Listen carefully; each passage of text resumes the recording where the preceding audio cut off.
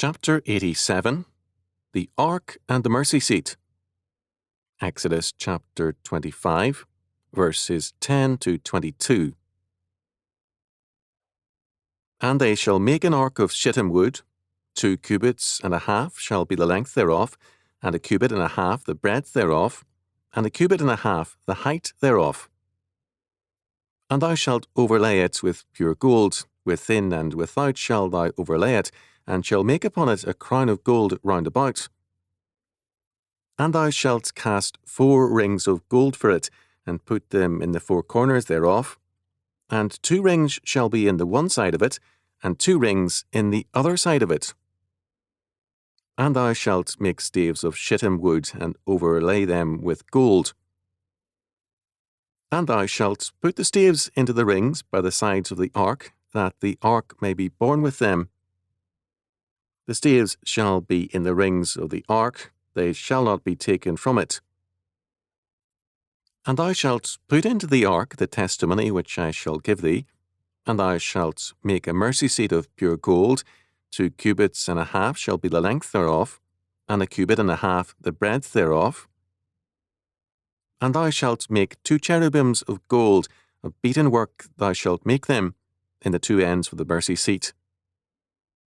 And make 1 cherub on the one end, and the other cherub on the other end, even of the mercy seat shall ye make the cherubim on the 2 ends thereof. And the cherubims shall stretch forth their wings on high, covering the mercy seat with their wings, and their faces shall look to one another, toward the mercy seat shall the faces of the cherubims be. And thou shalt put the mercy seat above upon the ark, and in the ark thou shalt put the testimony that I shall give thee. And there I will meet with thee, and I will commune with thee from above the mercy seat, from between the 2 cherubims which are upon the ark of the testimony, of all things which I will give thee in commandment unto the children of Israel. Exodus chapter 25, verses 10 to 22. These verses deal with the ark and the mercy seat. The ark is a chest, and it can be understood as a kind of sacred safety deposit box for the covenant law. The 2 copies of the law were deposited therein. These were the originals of the contract between God and Israel. The mercy seat is in the original Hebrew, kapore, and it could mean cover. This is to limit its meaning severely, to the point of altering it. The word is used in the Old Testament in relationship to atonement, propitiation, or a covering to protect man. The law is in the ark or chest, and above it is the place where, according to verse 22, God meets with man. This was in the Holy of Holies, where common men could not enter, and where even priestly access was severely limited. This does not refer to a place of meeting in a personal sense, but to the fact that God, who gives his law, is also the one whose grace gave the law, and the one who continues to give mercy and salvation in his sovereign grace. The word cubit had a different meaning then than now, so that our knowledge of the precise measurements is now uncertain. The ark is the ark of testimony or of the covenant. At the heart of the Holy of Holies, we thus have the legal documents of the covenant placed within a chest. This ark was regarded as being equivalent to the very presence of God. When Israel crossed the river Jordan, the ark preceded the people and was carried by the priests. Joshua chapter 3, verses 14 to 17. In effect, this was a public witness to the presence of God leading the march. When Israel, in the days of Eli, went into battle against the Philistines, they carried the ark with them under the delusion that, despite their apostasies, God would be present to give them victory. 1 Samuel chapter 4, verses 1 to 22. The evil present in Israel then was one common to history, namely, to assume that form and ritual, however important, can supplant faith and knowledge. David, in one of his Psalms, sees God's essential requirement before any ritual as the obedience of faith. Sacrifices and offering thou didst not desire, mine eyes hast thou opened. Burnt offerings and sin offering hast thou not required. Then said I, Lo, I come, in the volume of the book it is written of me. I delight to do thy will, O my God, yea, thy law is within my heart. I have preached righteousness in the great congregation. Lo, I have not refrained my lips. O Lord, thou knowest. I have not hid thy righteousness within my heart. I have declared thy faithfulness and thy salvation. I have not concealed thy loving kindness and thy truth from the great congregation. Psalm 40, verses 6 to 10. When David says, Mine ear hast thou opened, the word opened is digged. God has brought hearing to David the hard way. Men routinely place the rite above that which it celebrates, that is, communion above Christ's atonement on the cross, the form of baptism above the life it signifies, the present at worship above worship from within and in all our being and actions, and so on. The result is blasphemy. Thus, when David speaks against the sacrificial system, it is against any stress on ritual as sufficient in itself. He himself was faithful to the sacrificial system because he held to the primacy of righteousness or justice. The centrality in the Holy of Holies of the Ark and the Law witnesses against formalism. Moreover, when David says that God's justice or righteousness is central to his being, hidden in his heart, he tells us that, even as the Ark and its law is at the center of God's sanctuary, so too God's covenant law is at the center of his own being. According to Hebrews chapter 9, verse 4, the Ark had, besides the tables of the covenant, two other things, a golden vessel with manna, and Aaron's rod that budded. Both were witnesses to the supernatural and providential power of God in the lives of his covenant people.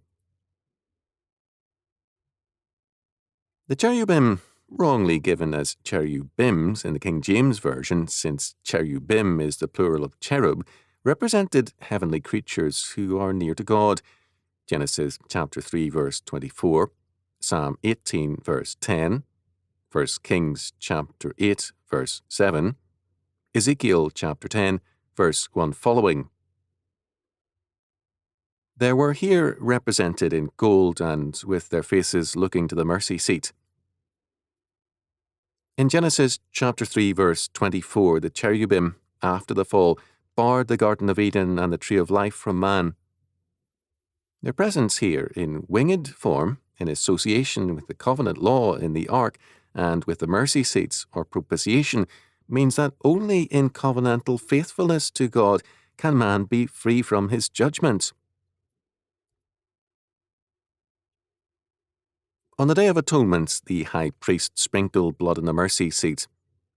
According to Leviticus chapter 16, verses 14 to 16, And he shall take the blood of the bullock, and sprinkle it with his finger upon the mercy seat eastward, and before the mercy seat shall he sprinkle of the blood with his finger 7 times.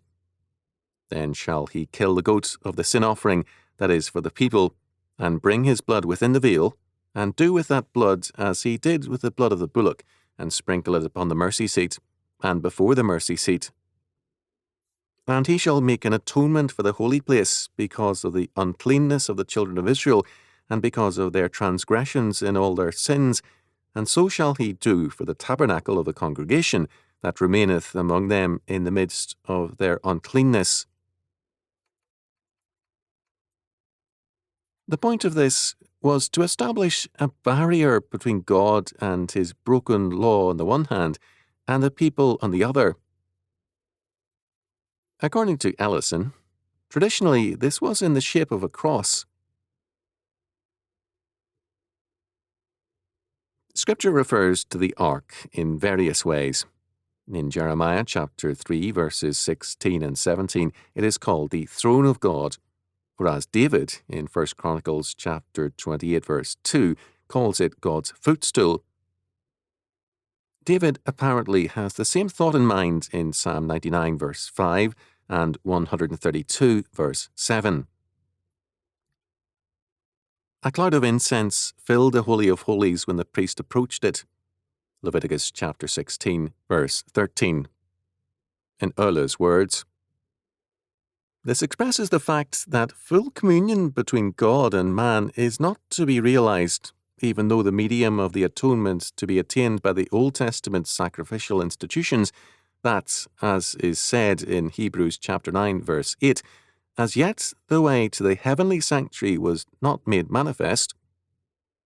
The Kapareth rests on the ark, in which are the tables of the law, the testimony.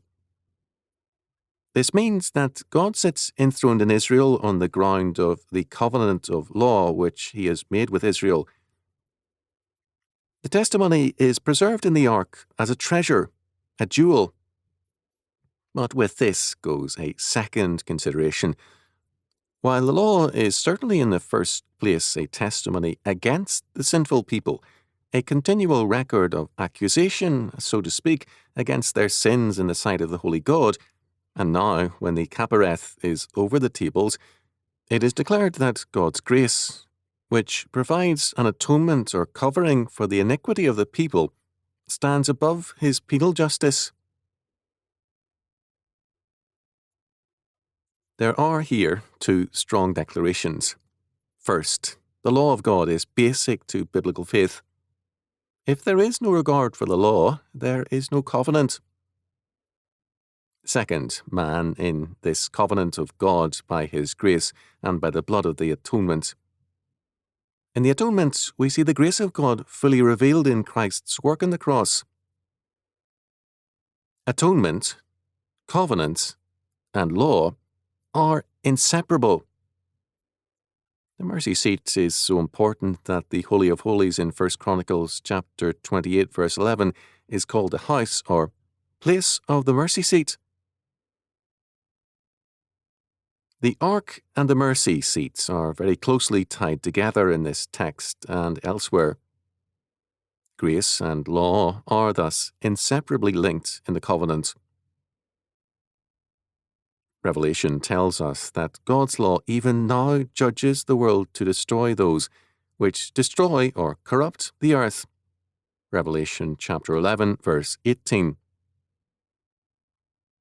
We read in Revelation 11, verse 19,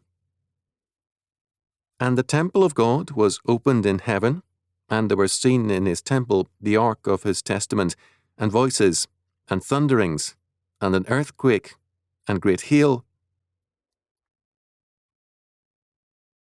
An aspect of Adam's sin and his will to be his own God and lawmaker, Genesis chapter 3, verse 5, was and is the desire to restrict meaning to what man declares it to be. Each man seeks to make the world his world and to give it the meaning he ordains. This means that any realm of meaning which transcends man is detested. True enough, philosophers routinely posit some kind of meaning in the natural order, but this represents the mind projecting its own logic onto the world. Modern philosophy is very deeply given to man-made meanings. Ritualism is no different. The sacraments are routinely given very personal meanings with a disregard for God's ordained meaning. Personal experience is sought without regard to God's covenant, law, and grace, and his work of atonement in Christ.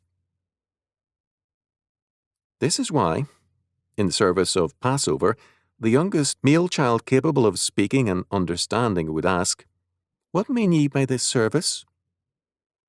Exodus chapter 12, verse 26, chapter 13, verse 8 and verse 14, Deuteronomy chapter 6, verse 20, Chapter 32, verse 7. Compare Joshua chapter 4, verse 6 and verse 21. Psalm 78, verses 3 to 6. God-centered instruction was clearly stressed. In terms of this, verse 22 tells us that God, from his throne, commands his people. This is essential to the communion. In this verse, communion is tied to the law and to atonement. The broken link must be restored.